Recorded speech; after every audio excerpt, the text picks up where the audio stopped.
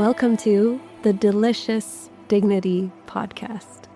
Let's settle in securely and ever so nicely into the brilliance of our own dignity. Hello, lovelies. In this episode, we're exploring how the process or the concept of artist development mirrors soul development, the development of your own soul. If you don't relate to the word artist, insert the word human. Because as Julia Cameron would say, author of The Artist's Way, as she would say, just as blood is a fact of your physical body and nothing you invented, creativity is a fact of your spiritual body and nothing you must invent. So whether you're a creator, an entrepreneur, or someone who's just starting on their spiritual path, or someone who's advanced on their spiritual path, or someone who's just looking to explore their inner life, this conversation will leave you ready to step into your own special blend of magic. Because what Ali shares most of all in this episode is answering that one question that this entire podcast is based on, which is how exactly do we hold our dignity in a world that seems to chip away at it? How can we navigate that tricky balance between staying true to yourself and thriving in a world that often seems to reward the opposite? So stay with us as Ali Sue is about to show us how creating from spirit, not survival, is the ultimate career move. Let's go to the show. Hello, lovelies. I am so excited to bring this episode to you because this episode is with the lovely, the inimitable Ali Sue. And Ali Sue is someone that I met through an intuition training course. For some reason, I just instantly connected with her and I instantly just loved the way she carried herself. And I was also really interested in the work that she does because she is a songwriter and she also does artist development. But I wanted to read part of her bio so that you can get a sense of just how awesome this woman is. So Ali Sue, also known as the Fairy Songmother, is an LA-based independent songwriter, lyricist, and executive producer. And she has had over 185 million streams on Spotify and more than 500 million overall digital impressions, if you will. I think she's one of the industry's best kept secrets because her work has even appeared in Microsoft, in Simple Mobile, and a bunch of other television networks like Nickelodeon, Netflix, and Amazon Prime. So this woman's legit. Can't get more legit than that. Check the resume. Because even when I first was reading your bio, what really stood out for me is just I was puffing my chest out because I'm like, wow, this woman, look at all the accolades. Look at all the awesome stuff she's done with her life. And I just, not that I'm your mom or anything, but I just feel so proud that a woman is doing this in the world. And you're using so many spiritual principles to get there and beyond. You introduce yourself and what are you working on, Ali, and what are you doing? Yeah, thank you for that beautiful introduction. It's hard to beat that, but yeah, my name's Ali Sue. I grew up writing songs. Like I've always been a songwriter. I'd never really considered it as a career until life presented the opportunity by going to school, and I studied and learned entertainment business management and audio production engineering. So that was like my incubator. And then from there graduated, and it took me about 7 years of building before I was even able to go full time. So that was a lot of like side hustles, side hustle studio. And then was able to go full time in 2019, stayed in Toronto where I grew up and basically where my whole career started till 2020, end of 2022, moved to LA to take the next step, 2023. And I've been here ever since. And it's just been like the expansion of my career, of myself, of my intuition, of everything. Like I'm adulting so hard right now. And I'm also like still such a little brat kid in the best way. So it's been like such a great experience moving here because it's just like blows every door open in terms of opportunities. And like, this is the hub of where everything is happening. So there's a lot going on and a lot to sift through and a lot to manage, but it's great that I'm able to catch it, ground it, and build with it as well. So that's where I'm at now. So you mentioned artist development, and a lot of people don't know what that is, but I feel like that's the perfect entryway into us discussing how you use spiritual principles in your work. So let's talk about what artist development is first. So I think I have my own definition of artist development, but I think from an industry perspective, artist development is finding a talent that is still fairly green, but you see something in them that you can develop, right? So it used to happen a lot more in the industry where there were these sectors of a label called A&R that would scout talent and develop them, like actually write songs with them and introduce them to songwriters and producers and really take time to incubate and develop these artists sonically, what their brand is, what they look like, who their demographic is, how are they going to market them, like just totally build this 3D character. But as the industry's been changing so much with technology and the digital download, labels don't really have the time or resources or interest anymore to be doing that. As I was coming up in the industry, Spotify started to take over, and I saw this blind spot where no one was really developing artists anymore from a label perspective. So what I fell into was doing that and then shopping these artists to labels, so doing the dirty work for them in a way, because now if you want to get signed to a label, they want to see that you already have stuff going on, right? Whereas before it wasn't always like that. So what I do is I help artists build leverage and visibility by helping them develop their sonic brand, by helping them write songs, curating a team for them sonically primarily. So producers, instrumentalists, engineers, getting them in studios, doing demos, recording their projects, and helping them release those projects into the world to help build visibility, to have people interested in helping them go to the next level. So that's where the whole Fairy Songmother thing comes into place, because you get them ready for the ball and bippity boppity boo, and then you send them on their way, and the next thing you know, they're having the best time, and they don't, not that they don't need you anymore, but like you're creating space for somebody else to come in and benefit from those resources now as well. But I think what makes my process more unique is I get in there. Like this is like where the spirituality piece comes in, where I'm just like, so what's your soul, heart, and guts look like? Like, I think we should start there. Yeah, I think that makes my service a bit more unique, but it's totally guided by spirituality and also some business, and like the thinking brain and the feeling brain kind of work in tandem to make that happen. Yeah, so three things that popped into my mind. You call yourself the Fairy Songmother, and that ability to bippity boppity boo people and totally transform someone, but it's not really transforming because it was who they already were. You just made it more visible, more accessible to the person, but also to the world at the same time. And I just remember us fantasizing about starting our own podcast where we were going to name it Bippity Boppity Boo, bitches. It's a family show. Yeah. It was all about sprinkling magic on people to bring out this beautiful soul into the world. So that's what that reminded me of, because that's exactly what you do, but from a songwriting perspective.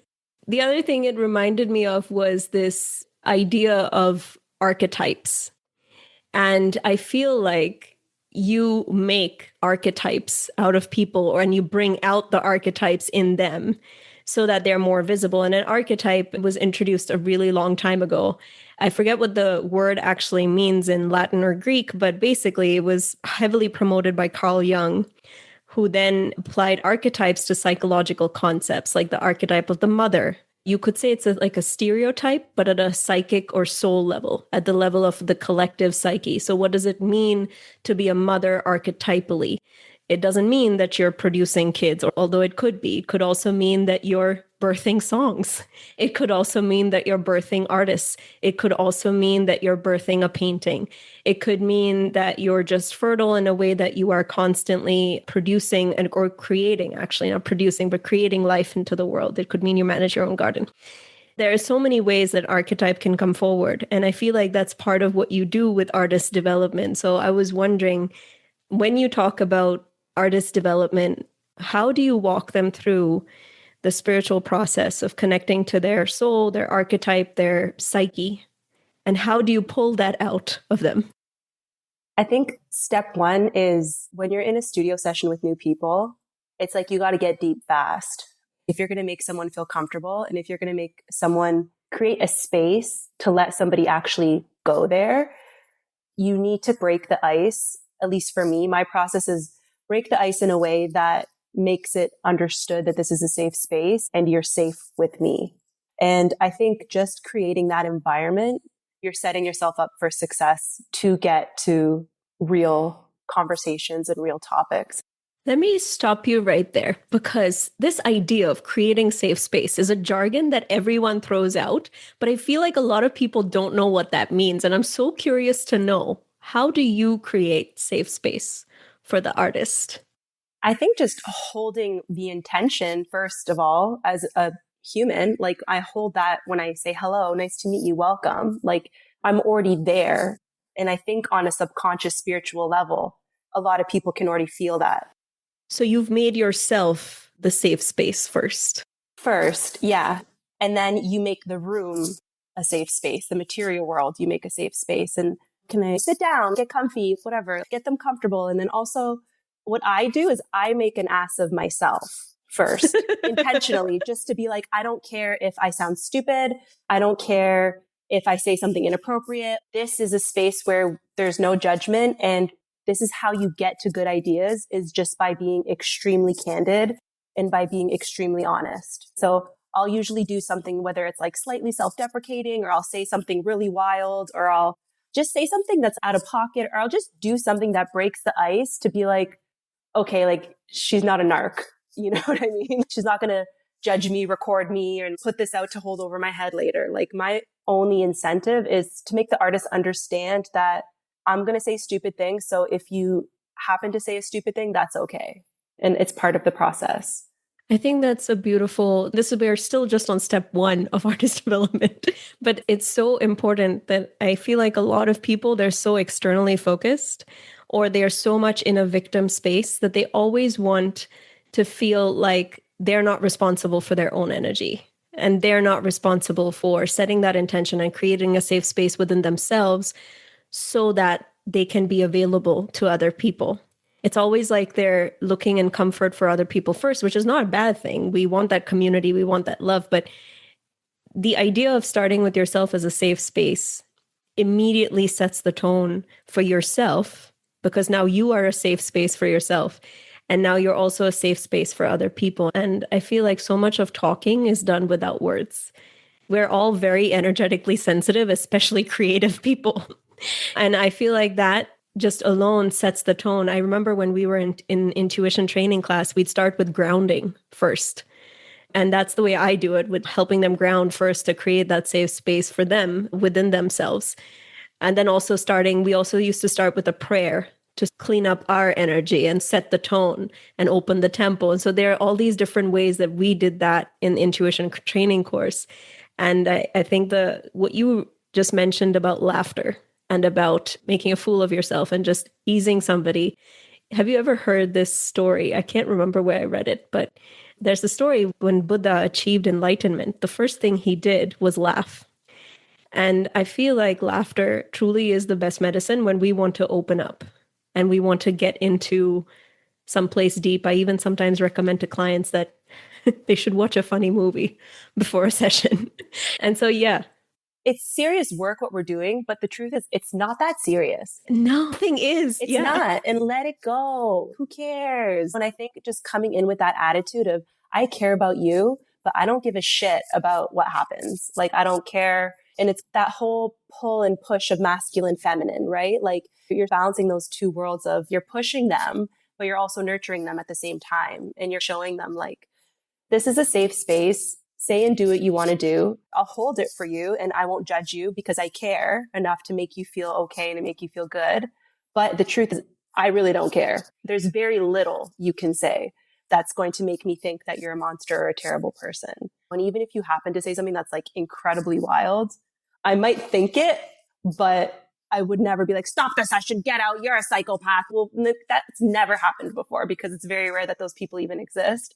So it's like, I think we hold on to this idea of this like seriousness, and I need to like, it's like the guard, the protection that we walk through life with. And I think my tactic is to just break that guard off the rip. Like, let's just get silly. Let's play. This is creativity. It should be fun. It should be effortless. It should be effervescent. There's something very light and buoyant about it. And you have to learn how to play with that to even get to the really gut-wrenching, sad stuff. Like you still have to have that open sense of wonder, right? And that sense of childlike wonder. The other thing about is, have you ever read this book called The Artist's Way by Julia Cameron? Yes, it's like an entry-level book that you get anytime. Like anyone that I know that's in the business is, oh yeah, I got that when I first started writing. It's like a rite of passage in my business. Yeah, it really is a rite of passage. There's a distinct before I read Artist's Way and after I read Artist's Way in my life. And there's a quote from that book, which is, because so much of what we're talking about today is creativity, songwriting, artist development. There's almost like a, if you want to call it a higher level than that supersedes all of that, which is how much of our soul expression we bring into the world. And she says, creativity is oxygen for our souls, and cutting off our creativity makes us savage.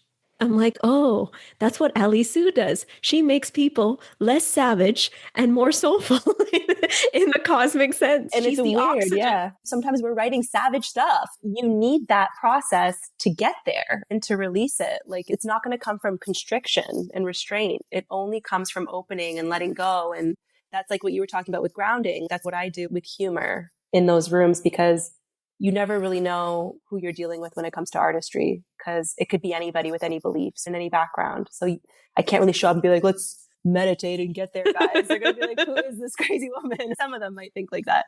But yeah, so you have to think what's a more practical, pedestrian way, if you will, to get to these people quick and set that tone. Yeah, and that's part of you creating that safe space, is also matching what you know into their language, their philosophy, because spiritual principles can be applied with anything at all. Totally. You could even make it scientific if you wanted to. That's the beauty of spiritual principles. And I think that's why, yeah, grounding with humor is something that I never thought of before. I did this whole grounding on episode, and grounding with humor is a perfect way to ground. I would say that. Yeah. So that's beautiful. Okay, so that's step one. And I know you don't have a formal process, but if we could put it in a formal process, step one is you creating a safe space within yourself so you don't project onto your client, so that they can feel that you're open and welcoming and non-judgmental. You're just someone who will hold them, and they too can relax. So you've created that safe space. Now what? And then I would say I just start asking questions. I like to observe a lot in my sessions. Like I think majority of the people that I work with, probably a few times, 3, 4, 5 times into working, they'll be like, oh, you talk a lot. Like, because like those first sessions, like I'm observing so much because I'm just trying to see what the landscape is currently. Where do I fit in? What potential do I see? And does that fit for what they see and what they want? So I think I could say the same thing about you, but I'm able to look at potential when I see people. And I think you and I both agree that something that we love to do is help people actualize their potential. And I do that through artist development. But the thing is, sometimes you have to recognize and learn where that person is at currently, regardless of what you see their potential to be. So I'm taking that sort of intake questions. And those are questions like, so tell me a little bit about yourself and what are your goals? Because that also dictates what kind of music we're doing. Do you want to be on radio? Do you want to be underground? Do you want your stuff in movies? Like what I talked about originally, like those take different skill sets and formulas. So like now I'm thinking from a practical, pragmatic side, but then I'm also thinking from the spiritual side of how easy is it to bridge where you're at right now to your goals? So I'm intaking and I'm listening and I'm observing, and I'm just trying to slowly pry by like more questions or acknowledging, affirming, yes, oh my gosh, yes, I love when that happens, or that's so cool that you did that, good for you. And really finding those verbal cues that's making them feel seen and making them feel important and making them feel like they're special, because you can't just be a mediocre artist and succeed. You really have to be amazing and special, and there's nobody out there like you. And that's a truth for everybody. That's what our DNA is. It's not like anybody else's. But when you're looking at like marketing someone, you have to find what that unique thing is that you can put down into a bite-sized 3 words brand that's going to make sense for the masses. So that's what I'm doing as they're talking. I'm like, oh, that's a cool piece. Like that's a really cool part of them. Oh, this is a really cool part of them. Oh, I like this aspect of them. I find this to be very interesting. Or, oop, there's something here that they're not ready to talk about, but I can feel that. And I just try to put the mosaic together. And then generally that's like within a 20-minute conversation, sometimes less, but that's what my brain's doing while I'm asking these very mundane, do you play instruments? Like, how did you learn? I'm like really taking like the metadata of everything that they're saying to really understand. And a question that I love to ask the most is, what are you missing in your project right now? What do you feel like you don't have yet? Or what do you feel like you haven't said that's just like itching at you in the back of your mind? I still need to say this, or I haven't done this yet.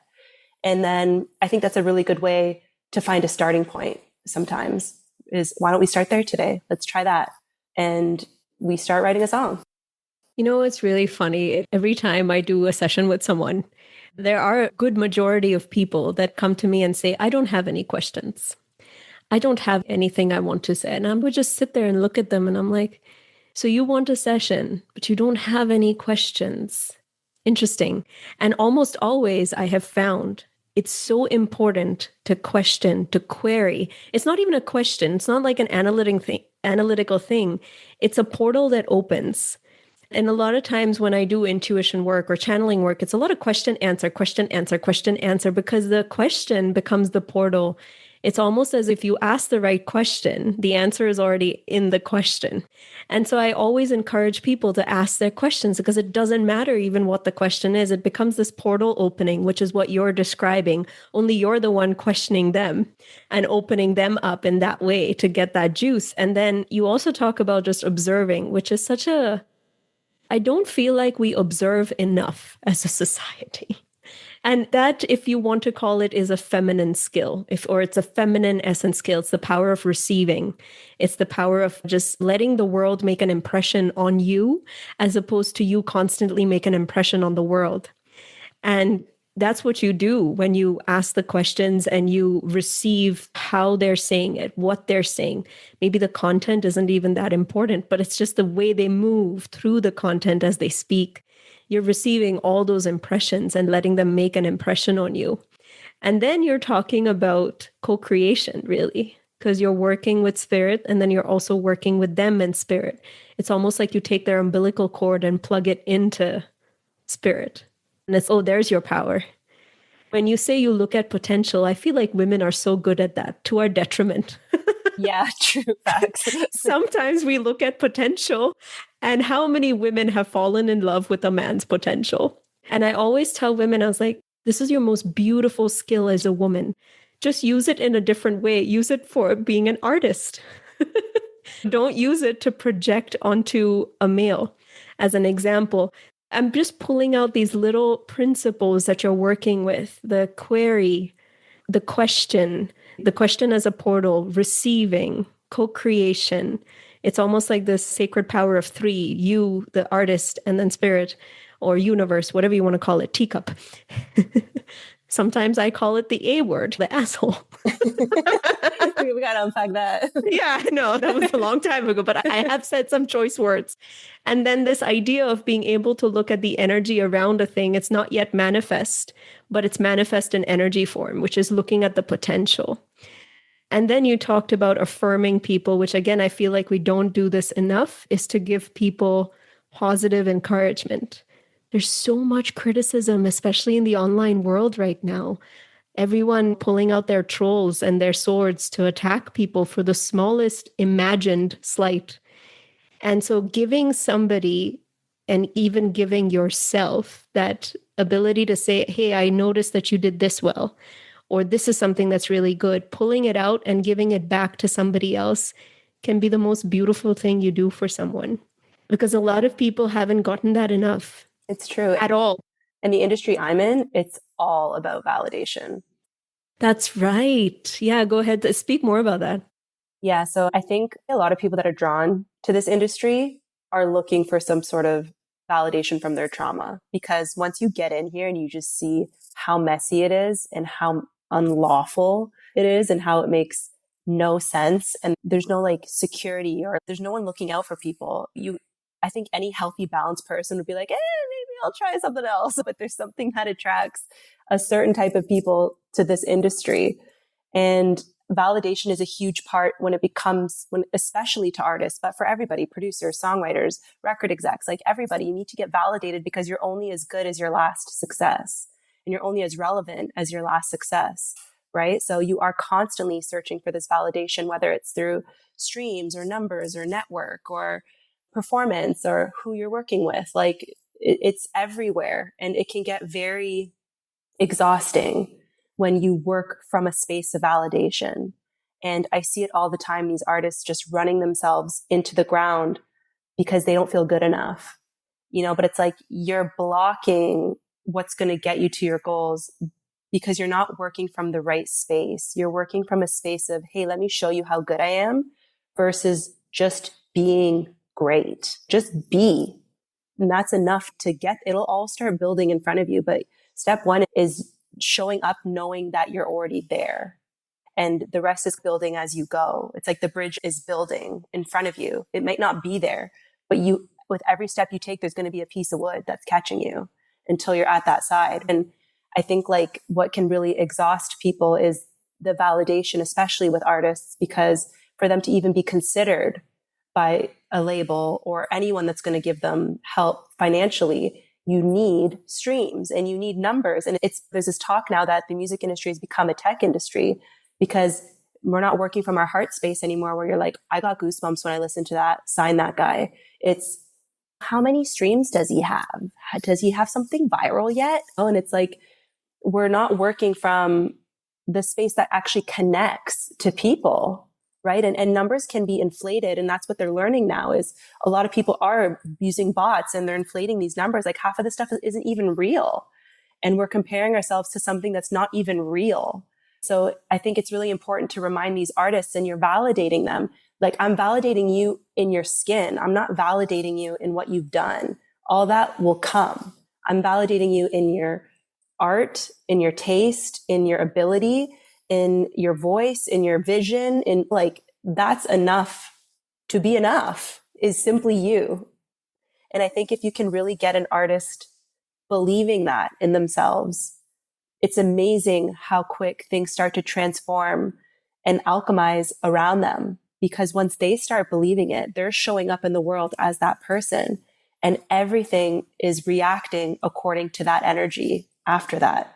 So it's really cool to see the artists that I work with not only grow in their numbers and grow from the validation standpoint of the industry, but to become empowered as a person and to really believe in themselves and to really understand, like, I can do this and I can build a team that believes in me, and I don't need to shrink, or I don't need to change, or I don't need to be somebody that I'm not to make this happen. As I am is enough to make it happen. An episode I'm about to record after this one is one on the prostitute archetype. And the prostitute archetype is an archetype, or you want to call it an energy, that we all have. So it's a survival archetype. It's the archetype that we confront when we have to address how much of ourselves do we sacrifice to survive in this world, and how much of ourselves we don't, and how truly liberated we can be. It's like, how much of ourselves do we need to let go of? How much of ourselves do we need to change? How much of the numbers, how much of the metrics that we have to get in order to sell ourselves into the world? And you're talking about that portal in a different way. But I feel like this is a question we all have to answer. And I'm so glad you touched upon it, because I was going to ask you, one of the questions I was going to ask you is, how do you navigate a world that is constantly telling you that A, you're not good enough without views, without good TikTok videos, and very little money made because all the big corporations own the songs and you don't have enough money. And your industry is so ripe with all the ways you can lose yourself and sell yourself out in a way that very few other professions are like that. And your industry is where you confront the prostitute archetype more than any other that I know of, that I'm familiar with. And so I was going to ask you, how do you do that? How does one grapple with such a big question? I think for me, like when I'm dealing with artists, for example, when I meet them, it's really important to discern and help them understand art as a function of living and art as a business. Those are two very different things. right? And art as a business is not for everybody, and that's okay. And if at any point on this journey you decide that you just want to keep art for you, that's perfect. That's enough. And that's enough for you to survive and still be amazing at creating and doing what you need to do. If you choose to take the road to sell your art, you have to learn how to exist in a space with all of these obstacles around you. And you have to learn how to fill the space that you still feel comfortable, even though there's all these spikes and tsunamis and typhoons. Like there's all this crazy stuff happening around you. And you just have to learn how to exist in this chaos and always come back to the sense of self and the sense of home. And you can do that through grounding or knowing yourself or having a very tight community of people that you know and love that will always hold you down and keep you accountable.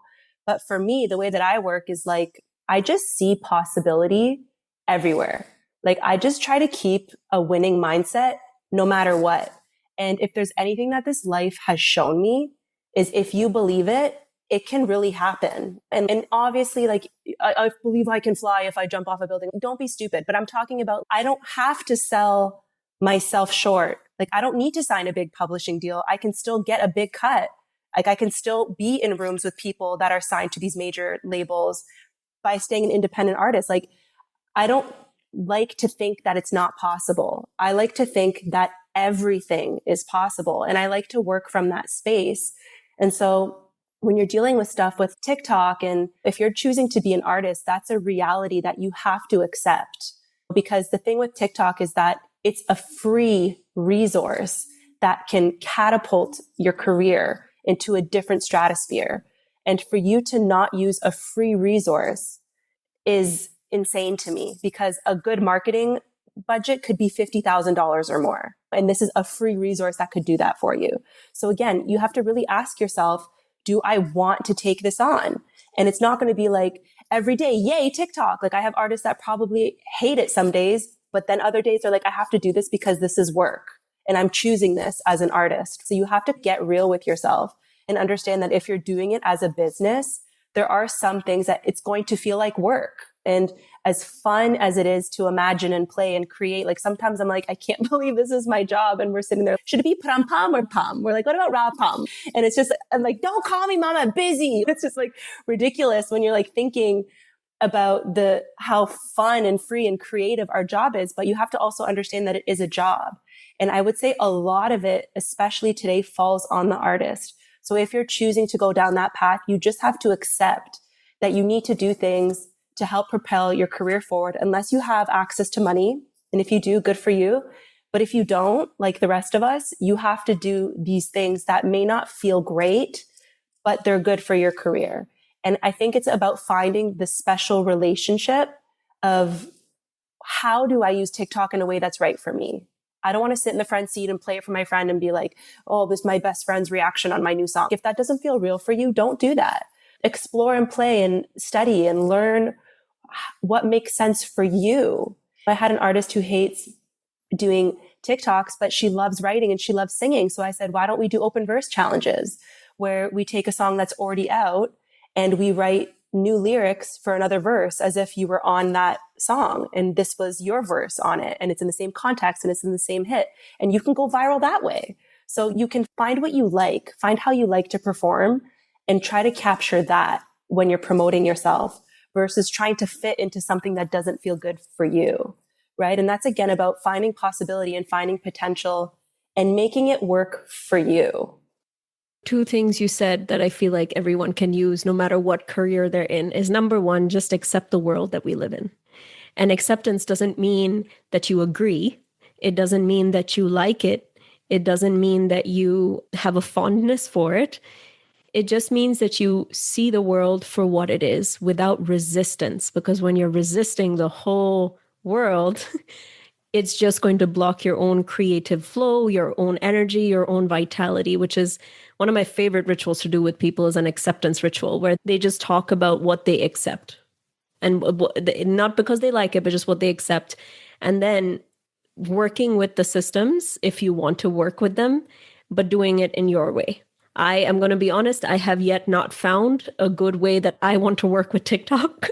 I can completely accept that's the way the world is built right now.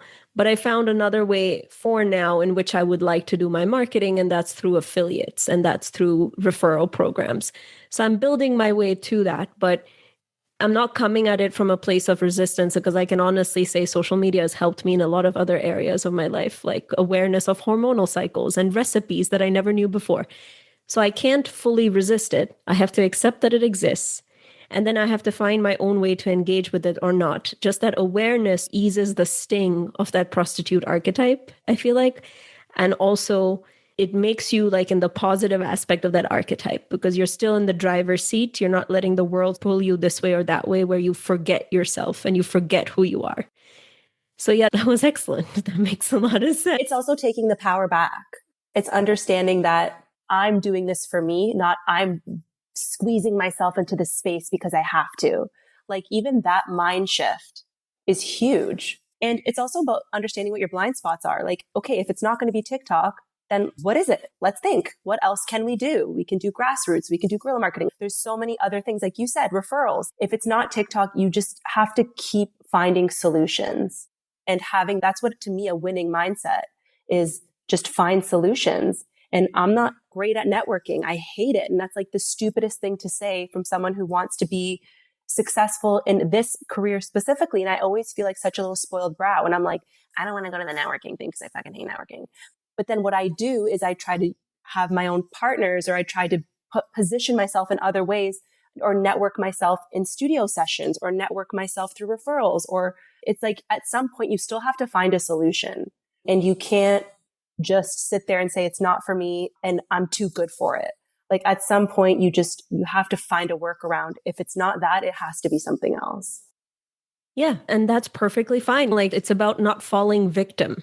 And that's what you're talking about. You're still empowering yourself with different solutions. You're not trying to become a victim to your warped sense of specialness or the fact that the world is what it is. You're not becoming a victim to it. You're just finding ways to be more empowered to it. And the funny thing that you said about networking, I have 3 episodes just devoted to networking and community building that are coming out as we speak. So that's hilarious. If you guys want to deep dive in it, you can go back and look at that. But yeah, I think what you said is especially potent, because the next part I wanted to talk about is we're still in your process, right? You talked about creating the safe space, the importance of questioning and co-creation, looking at potential, affirming. And from there, we talked about all these different ways in which people are not affirmed and lose their soul.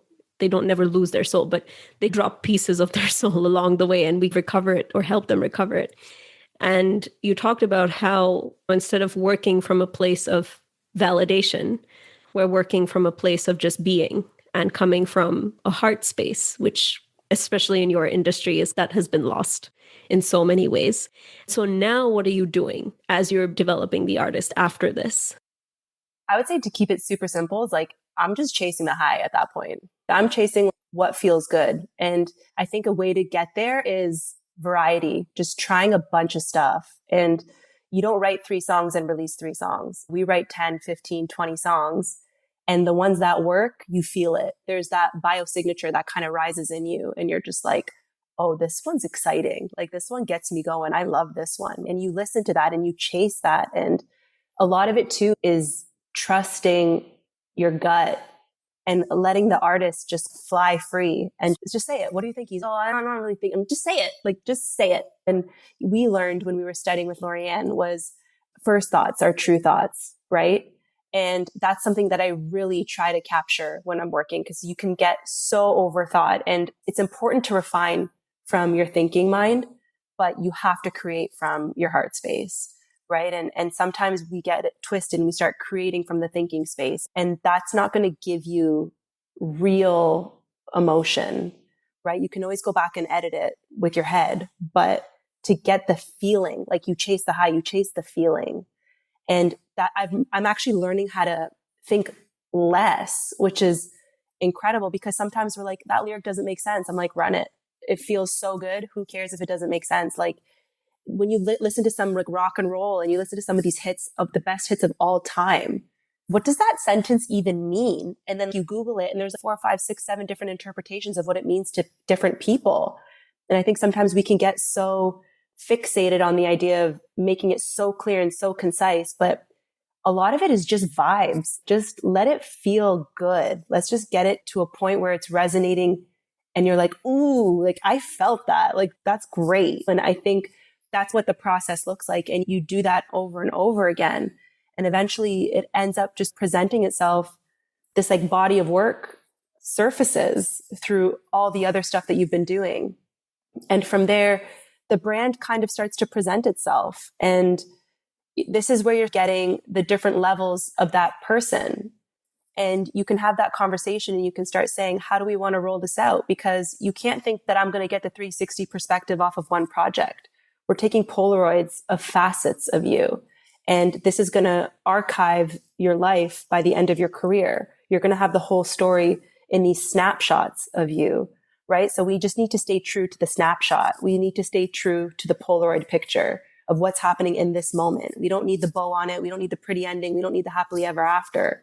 If this is you in your menace mode, we need to capture you in your menace mode. And it's just about chasing that high of feelings and getting there and allowing for the artist to express themselves as honestly as possible.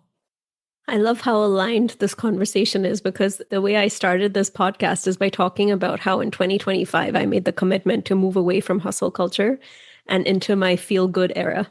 And that was the promise I made myself. I just want to feel good. I just want to feel good. And so many people interpret that to mean a hedonistic, irresponsible life. And the funny thing is, since I made this commitment, and as I was making this commitment, I lost 2 jobs because they were just not aligned with me feeling good. And since I made that commitment, I've also started this podcast and all my creativity has been coming. I learned how to paint. And there are just so many things that I've been doing that follows that feel good. But I feel like so many people are scared to make what they think are mistakes when it's really just their feel good in progress. And they see it as a mistake because it doesn't intellectually make sense. There's no intellectual reason why I should be happy that I lost 2 jobs. There's no intellectual reason. It's usually a cause for shame and embarrassment and blah, blah, blah. But the truth is, I've never felt better. And the truth is, that opened me up to so many other things. I feel like what you're saying is do you remember Lorianne, our intuition teacher, saying the words, the opposite of love is fear, or the opposite of fear is love, something like this. It's something on those lines, or maybe I read it from somewhere else. But what you're doing really is you're asking them to feel the fear and do it anyway. And you're also increasing their love barometer so much that they maybe don't feel the fear as much, or it's not as loud. And that introduces them to create this body of work, as you said, and all these little Polaroids that ultimately actually make up their soul. Exactly that. And it's just so cool when you witness it and you see this person come out of their shell unapologetically. And I think that's the key, there's so much unlearning we have to do as adults.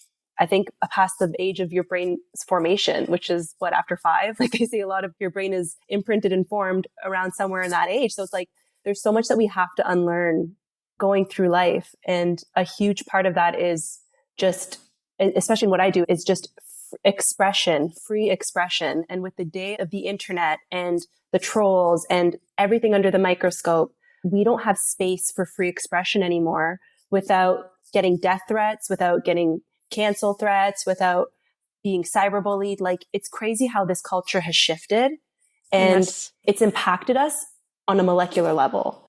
So true. Oh my God, say that again. It's impacted us on a molecular level. Our biology has changed. Our nervous system shot to pieces. Yes. It's wild because here in LA, I'll be out sometimes and I'm looking around and I'm with Gen Zs. Like, I'm a millennial and I'll be with like Gen Zs or younger. And these kids look cool. Like the style, the fit, like they're just like, who are you? I want to know you. Like, you look cool as hell. But then I'm like watching them. I'm like, oh, so we're not dancing? Oh, so we're not doing this? Oh, so we're not making our fools of ourselves tonight? And when I think about how, not to every generation, like we used to party, but it's true. The way that we used to go out, like we didn't have the pressure of being captured, posted. I might look stupid. Someone might cancel me. I might say something. Like, we were sweating. Our makeup was running. We were laughing, having a good time, falling over. Sure. Was it perfect? No. Were we doing things inappropriate? Absolutely. But my point is that there was a freedom of expression when we would let loose. And I think that's almost become like null and void now. And not that you need alcohol, you need to go out to let loose, but it's like, at what point now can we actually just exist without fear of what somebody's going to think about what we do? So I really try to capture that, at least in the studio. Sure, we're recording, sure, we're writing together, but nobody's going to hear this unless you want them to. And no one's posting this unless you want us to. So I think it's really important to create without inhibition and without the fear of what if this is horribly wrong and my life is ruined as a result. It seems so ridiculous to say it out loud, but I think a lot of us are functioning from that space. Yeah, we are. I still have it every time I put out a new episode or I have an outline. I think, oh my God, who is this going to offend? Oh my God, what are people going to say about this very controversial topic? And I have watched myself not say what I want to say or make it more palatable to audiences just so that I either don't get attacked or I don't offend people that I didn't want to offend or trigger them. And I've had to constantly work through that with every single episode. And I'm sure a lot of people have had to work on it and through their career, all the ways in which they dumb down themselves so that they don't either get attacked or they don't have to face being in some kind of public eye, or they don't have to be thrown under the bus, basically. And so this is something we all have to do in our spiritual life, is to address our fears and work through them. And I think you have a beautiful way of doing that, because the other thing that people don't do is that they don't trust joy. So when you're talking about chasing the high, I can just hear people saying, oh, that's so irresponsible. Or, oh, no, I've gone with my joy before and it's hurt me. Or that joy doesn't pay the bills, blah, blah, blah. It's not true. It's not. And I think those are judgments that you need to ask yourself, why are you operating from that space of it's not possible? It's because it's triggering to people to see somebody happy and to see somebody follow their dreams and do it and actually be successful at it. It triggers people because they didn't do that and they're not happy and they're feeling unfulfilled in their lives. And it's okay to trigger somebody, and you can't take that on as that's your fault. You know, if you're triggering someone by simply being yourself, again, there's always rules to his exceptions. Are you saying something crazy? Are you hurting other people? But if you're not like harming other people and you're just like existing and being yourself and doing what makes you happy, if that triggers somebody else, that's because they are not in tune with themselves fully. And there's a part of them that wishes they could have a little bit of what you have. And it may not be the exact same thing.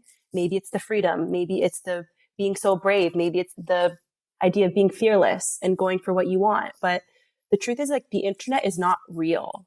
It's not real. It's not a real place. Like, it's not the real world. And a lot of what on the internet is also not real. And the people that are coming to you is such a small percentage of the people that are actually on the internet, right? And they say a lot of the times the loudest person in the room isn't always the smartest, right? So you got to think of that too from an internet perspective.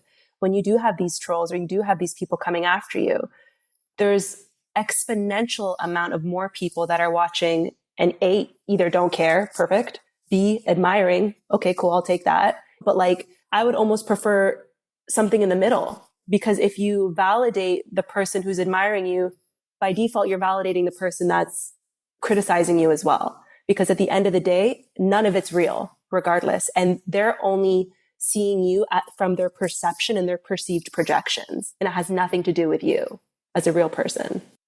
Amen to that, sister. And is there anything else in your process that we missed that you want to talk about? Because I want to ask you a final question. In the process, I would say like... of artist development. Yeah. Outside of you just write the songs, and it could take 3 months. It could take a year. It could take a few weeks. Every artist is different. You work on your own timeline. When you get the songs, you feel it. And you always think that this project that I'm putting out is a stepping stone to get me to the next step. You never think like this project is going to be the thing that breaks my career and actually gets me there. You're just constantly thinking brick by brick, step by step.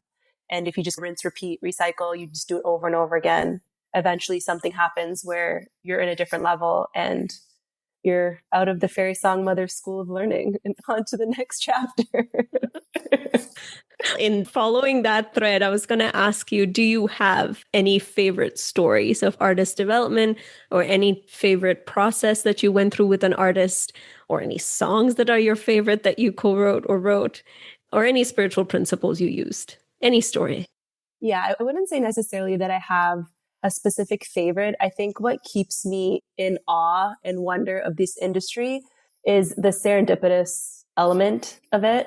You write a song, 6 months later, somebody sends it to someone. 5 months later, this brand just lost their deal with this person. They're looking for this specific song. Like, it's just the way that the timing and the pinball sort of effect of cause and effect and how things actually land. It never ceases to amaze me with how random and what can seem like random luck is really like divine timing happening in this whole process. So I've had stories where I wrote a song and 4 years later, I'm getting a call while I'm a waitress saying, we need you to approve this by 2:00. And it's like 1:50 when I'm getting the message. I just finished a lunch rush. And it's like a huge movie, blockbuster Hollywood movie with 6-figure payout. And they're like, we need you to do this. And meanwhile, I wrote the song 4 years ago, never even thought about it. And how it got to this was because one of the writers ended up getting signed to a label, and then the label pushed it to the publishing, and like blah, blah, ping, pong, boom, pom, ping. And the next thing you know, it's in this Hollywood blockbuster film, and they need me to sign something within 10 minutes. And I'm like, this person needs a coffee. And I'm like stressing out. So this actually happened to you? Yeah, that happened. My gosh. Yeah. So that's a part of it that will always fascinate me, is just the serendipitous sort of journey that happens with these songs sometimes. And then as far as the artist development stuff goes, I think what I'm fascinated by is just how honest an artist can get. And sometimes you feel, I can't believe you just, not that I can't believe, but like, I'm honored you just gave that to me. And I'm honored that you said that. And sometimes they tell me things for the first time that they've ever said out loud. Or sometimes they share a secret so dark that not that I feel responsible, but I want to provide for them some type of direction outside of the studio in terms of what you could potentially do to get the support that you need to go through something like this. I think that's the other side of getting real with artists, is you have to be prepared for everything, whether it's the fun times or the dark times. But I live for that. Like, I live for the building and the empowering and the community and the holding and the supporting and everything like that. Yeah, it's hard to say one specific story. I feel every week there's something that fascinates me or something that feels like a miracle that happens in this business specifically, and my career too. But I would say overall, it's the fascination of timing and alignment, because it's preparation, but a lot of it is timing. And a lot of it, I would say majority of it, is luck and alignment and timing. Well, what a way to end. And I have my favorite. Can I share my favorite with you? Because I love so many of your songs, but I chose this particular song because I feel like it's a good way to end this episode. And this is a song called WITCH by Devin Cole. WITCH, which being an acronym for Woman in Total Control of Herself. And I just want to read you the first 2 paragraphs. Rumor on the street is that her apples are delicious. The jury said she's charming, but her exes say she's wicked. I swear to God I saw her howling at the sky. She ain't out to get you, but she's better on your side. And she don't want to be anyone else. She's a woman in total control of herself. It's such a wonder to be under her spell. What a woman in total control of herself. Yes. You can't see this, but Allie snapping her fingers. Thank you so much, Allie, for coming on the show. Yeah, thank you for having me. It's been a lot of fun, and I always love chatting with you. I'm glad our souls got to dance today. Can we say our tagline? Do you know that? The Bippity Boppity? Yeah, the beat. Yes. You ready? Let's say it together. Okay. Bippity Boppity bitches. Thank you, Allie. Thank you. Okay, lovelies, I hope you enjoyed listening to that episode as much as we enjoyed creating it for you. You can follow along Ali Sue's work and her brilliant artistry at Underground Hollywood on Instagram. I will be linking her Instagram in the description as well. Ali is like a diamond to me, with so many different facets to her. So I'm going to be inviting her back to the show to discuss so many other topics, everything from trauma and sexuality to rejection and positivity. So stay tuned for that deliciousness. It's coming. And so, lovelies, may your life be a work of art so rich that your dignity stands firm on its foundation. Much love to you. Bye.